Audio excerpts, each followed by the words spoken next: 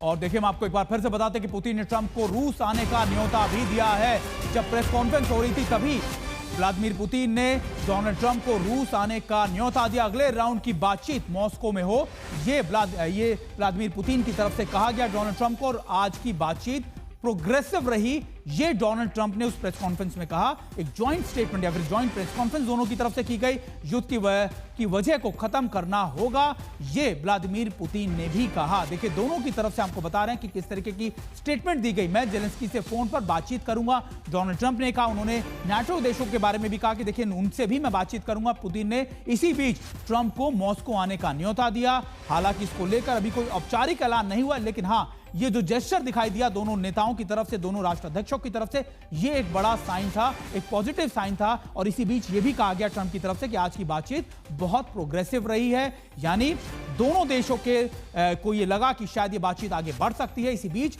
ये बड़ा अपडेट हम आपको बता रहे हैं कि 3 घंटे की बैठक के बाद जब दोनों नेता एक साथ प्रेस कॉन्फ्रेंस के लिए सामने आए, तब उन्होंने जो जेस्चर दिखाया, जो उनकी पोस्टरिंग थी, वो दोनों देशों की बहुत ज्यादा पॉजिटिव थी। रोहित का रुख एक बार फिर से हम कर लेते हैं। रोहित, देखिए, हम लगातार बता रहे हैं कि देखिए, दोनों की तरफ से उनके जेस्चर, उनके पोस्टर्स, उनकी बॉडी लैंग्वेज बहुत ज्यादा हमने देखा कि पॉजिटिव रही। खास तौर पे जब हमने देखा कि डोनाल्ड ट्रंप का जो विमान था वो आधे घंटे पहले लैंड कर गया था, लेकिन फिर भी वो पुतिन का वेट करते रहे। और जब वो नीचे उतरे तो उनके साथ हैंडशेक किया, वो अपनी गाड़ी में लेकर व्लादिमीर पुतिन को वहां से निकले। तो शायद ये जेस्चर जो होते हैं डिप्लोमेसी में, इनको बहुत बड़ा माना जाता है, इनको बहुत ज्यादा, आप कह सकते हैं, प्रमुखता से देखा जाता है।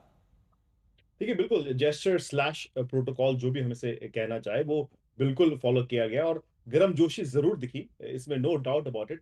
लेकिन सुमित, जैसे कि मैं पहले कह रहा था कि I think the devil is in the details. हमें देखना होगा कि कौन सी ऐसी बात थी। प्रेसिडेंट ट्रंप ने कहा कि काफी चीजें हैं जिस पे बात होनी है और एक बड़ा स्टिकिंग पॉइंट है। अब वो स्टिकिंग पॉइंट क्या है, ये हमें अभी तक पता नहीं है। वो हम्म। स्टिकिंग पॉइंट क्या है, टेरिटोरियल जो डिस्कशंस है, कंसेशंस है, उसको लेके है।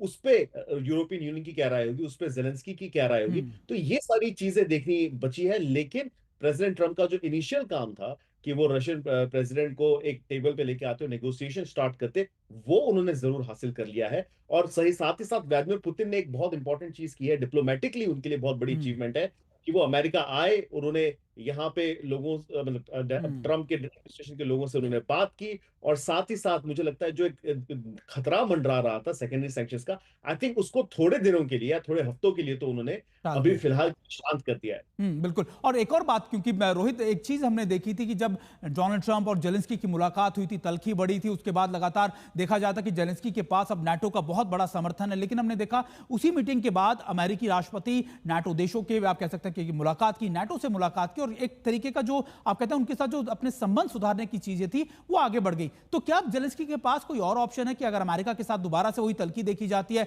या अमेरिका की बात वो नहीं मानते, तो क्या उनके पास अब नाटो का वो ऑप्शन बचा है? क्योंकि अमेरिका ने अब नाटो देशों के साथ या नाटो के साथ भी अपने संबंधों को बहुत हद तक सुधार लिया है। देखिए, बहुत इंपॉर्टेंट सवाल है जेलेंस्की के लिए कि वो किस कैसे देखते हैं इन चीजों को। एक बात प्रेसिडेंट ट्रंप बार बार कह चुके हैं, मार्को रूबियो कह चुके हैं कि कहीं ना कहीं टेरिटोरियल कंसेशंस तो देने होंगे। और हम्म। रशिया भी चाहता है कि जो उसने इतने 3 साल के बाद जो जंग है उसमें से जो इंपॉर्टेंट जो इलाके हैं वो हम्म। अपने पास रखे। तो मुझे लगता है जेलेंस्की के लिए ये सबसे बड़ी बात होगी कि क्या वो सचमुच सीड करना चाहते हैं टेरिटरी को। और अगर वो नहीं करते तो फिर हमने देखा किस तरह से प्रेसिडेंट ट्रंप ने उनके साथ बिहेवियर किया था जब वो व्हाइट हाउस में आए थे। तो हमें उसी तरह का कुछ आई थिंक डिप्लोमेटिकली देखने को मिलेगा। और यूरोपियन यूनियन और नेटो का भी मुझे लगता है कि जो समर्थन है वो लिमिटेड रहेगा टू जेलेंस्की। तो दबाव पूरा होगा जेलेंस्की के ऊपर। और ये डिसीजन जेलेंस्की का होगा कि वो कितना और कब कब तक का कंसेशन देना चाहते हैं व्लादिमीर पुतिन को। आज फिलहाल जैसा कि मैंने कहा कि एक बड़े स्टिकिंग पॉइंट की बात की है हम्म। प्रेसिडेंट ट्रंप ने, और हमें वेट करना होगा कि एग्जैक्टली वो स्टिकिंग पॉइंट क्या था। और उसके आने के बाद या रिलीज होने के बाद हम शायद ये अंदाजा लगा सकेंगे कि अगली राउंड ऑफ टॉक्स क्या होगी और उसमें कौन कौन सी चीजें हैं जिसपे जेलेंस्की सवाल उठा सकते हैं। क्या रोहित, इसको लेकर कोई व्हाइट हाउस की तरफ से आधिकारिक बयान भी आ सकता है? क्योंकि अभी दोनों नेताओं वहां से निकल गए हैं, दोनों अपने अपने देशों की तरफ वापसी कर रहे हैं। लेकिन ऐसे में क्या कहा जा रहा है कि व्हाइट हाउस इसको लेकर कोई स्टेटमेंट, कोई आप कह सकते हैं कि बयान जारी कर सकता है डोनाल्ड ट्रंप के अमेरिका पहुंचने के बाद? देखिए, Alaska is in America Sumit, तो यस, वॉशिंगटन डीसी पहुंचने के बाद बिल्कुल यूजुअली ऐसा होता है कि एक रीड आउट दिया जाता है हर किसी को, मतलब प्रेस को, जिसमें बताई जाती हैं चीजें, लेकिन फिलहाल अभी तक ऐसा कोई रीड आउट नहीं आया है। साथ ही साथ प्रेसिडेंट ट्रम्प जो है एक इंटरव्यू कर रहे हैं फॉक्स न्यूज के साथ, उसमें उन्होंने ये कहा है फिलहाल कि वो इस मीटिंग को 10 में से 10 नंबर देते हैं। तो देखना होगा कि एग्जैक्टली क्या है। अभी तक व्हाइट हाउस ने कोई ऐसा ऑफिशियल रीड आउट नहीं दिया है। और जैसे कि मैं कह रहा था कि क्वेश्चन हर किसी के दिमाग में ये है कि एक तरफ प्रेसिडेंट ट्रम्प ये कह रहे थे कि मैं वॉकआउट कर जाऊंगा, उन्होंने वॉकआउट नहीं किया, हम्म। 2.5-3 घंटा ऑलमोस्ट ये मीटिंग चली। उसके बाद एक बड़ी डेलीगेशन मीटिंग होने वाली थी, जिसमें और लोग शामिल होने वाले थे, वो मीटिंग्स नहीं हुई।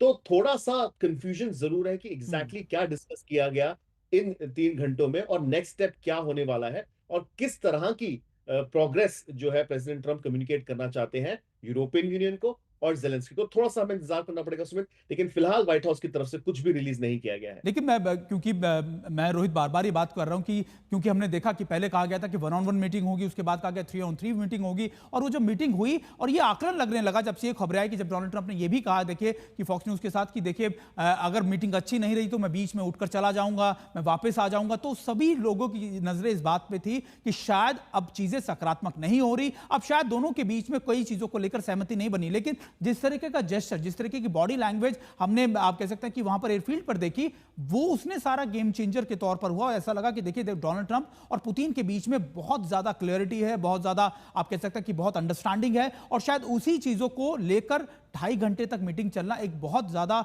आप कह सकते हैं डिप्लोमेटिक विन है अमेरिका के लिए भी। देखिए, प्रेसिडेंट ट्रम्प हमेशा से कहता है सुमित कि उनके एक अच्छे रिश्ते हैं व्लादिमीर पुतिन के साथ, और ये अभी नहीं, वो बहुत पहले से कहते आए हैं। इसी बात को बार बार कैंपेन में भी दोहराते, तो कहते थे कि मैं फोन करूंगा और युद्ध रुक जाएगा। ऐसा हुआ नहीं है। पिछले 6 महीने में, 7 महीने में प्रेसिडेंट ट्रम्प ने भी ये बात कही है कि कॉम्प्लिकेटेड सिचुएशन है, कॉम्प्लिकेटेड युद्ध है। उनके जो टेलीफोन कॉन्वर्सेशंस भी हुए हैं दूसरी बार राष्ट्रपति बनने के बाद, वो भी 90-90 मिनट तक चले हैं। तो अगर हम इसमें से ट्रांसलेटर का टाइम निकाल भी दे, तो 2.5-3 घंटा अगर ये बात चली है, तो बहुत सारी चीजें इसमें डिस्कस की गई होगी। लेकिन दोनों जो नेता है वो एक दूसरे को प्रेस कर रहे थे। हमने देखा प्रेस कॉन्फ्रेंस में किस तरह से दोनों एक दूसरे को प्रेस कर रहे थे। तो ये कहना जरूर, ये कहना सही रहेगा कि दोनों को थोड़ी गर्मजोशी थी, थोड़ा फ्रेंडली एनवायरनमेंट था, दोनों ने बहुत ढंग से इस चीज को बात की होगी उस मीटिंग में, इसलिए इतनी देर तक ये बात चली। लेकिन डिटेल्स नहीं आई है Sumit, and that is worrying some hmm. People. लोगों को लगता है कि जब वो डिटेल्स बाहर आएगी, तो हम सचमुच आकलन कर पाएंगे कि कितने सक्सेसफुल रहे डोनाल्ड ट्रंप व्लादिमीर पुतिन को सीज फायर की ओर ले जाने के लिए। बिल्कुल। और रोहित देखिए, हो सकता है ऐसा भी हो कि जो पुतिन ने शर्तें रखी हों उसको लेकर डोनाल्ड ट्रंप की सहमति, या फिर आप कह सकते हैं कि कॉन्फिडेंस लेना चाह रहे हो, ना सिर्फ जेलेंस्की के साथ बल्कि नाटो देशों के साथ, उनको समझाना चाह रहे हो कि देखिए ये एक ऐसा पॉइंट है जिससे पीछे रूस नहीं आने वाला, और शायद आपको भी इसके आसपास ही आना पड़ेगा, ताकि दोबारा से जब बातचीत हो तो रूस को भी एक कदम अगर पीछे खींचना है नेगोशिएशंस में, तो शायद सहमति बन जाए।